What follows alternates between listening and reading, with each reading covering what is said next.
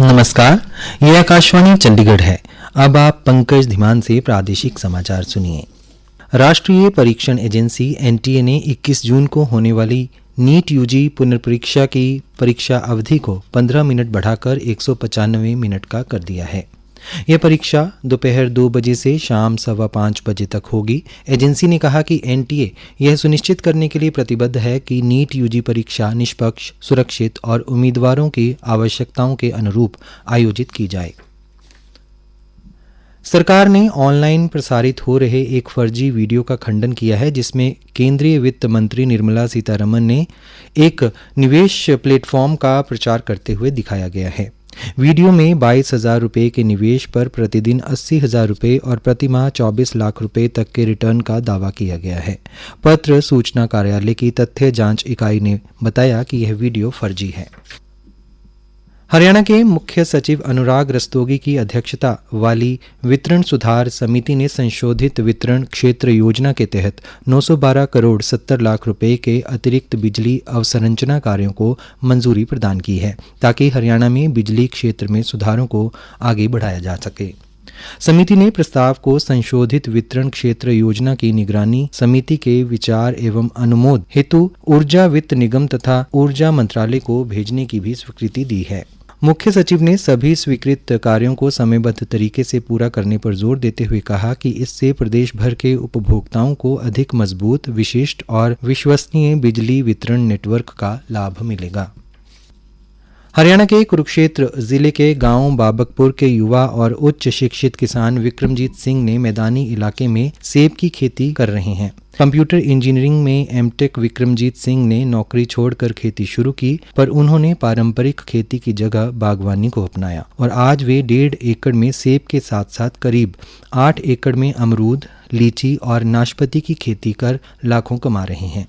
विक्रमजीत ने बताया, 4 साल पहले लगाया था, आज 4th से 5th ईयर में आ गए और अब उस टाइम एकड़ में लगाया था 1500 प्लांट के लगभग था अल्ट्रा डेंस फार्मिंग के जरिए, जिसमें मान लो 5 एकड़ के प्लांट 1 ही एकड़ में लगाए जाते हैं और लैंड स्केल कम किया जाता है और फार्मिंग में बेनिफिट ज्यादा लिया जाता है कि इसमें फ्रूट ज्यादा लगता है। अब के साल हमने एक एक्सपेरिमेंट किया है SOS ट्रॉली सिस्टम पे 600 प्लांट्स लगाए हैं। हॉट क्लाइमेट में लगने वाली पूरे भारत में सारी वैरायटियां हैं।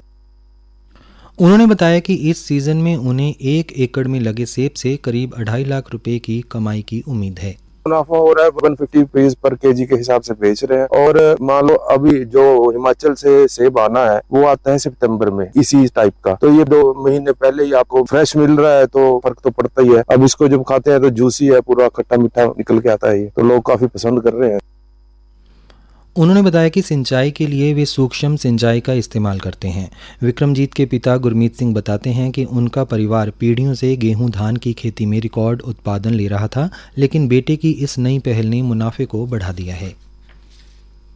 हरियाणा स्वास्थ्य विभाग ने राज्य भर के सभी सिविल सर्जन और मुख्य चिकित्सा अधिकारियों को आगामी मानसून सीजन से पहले व्यापक स्तर पर वृक्षारोपण अभियान चलाने के निर्देश दिए हैं।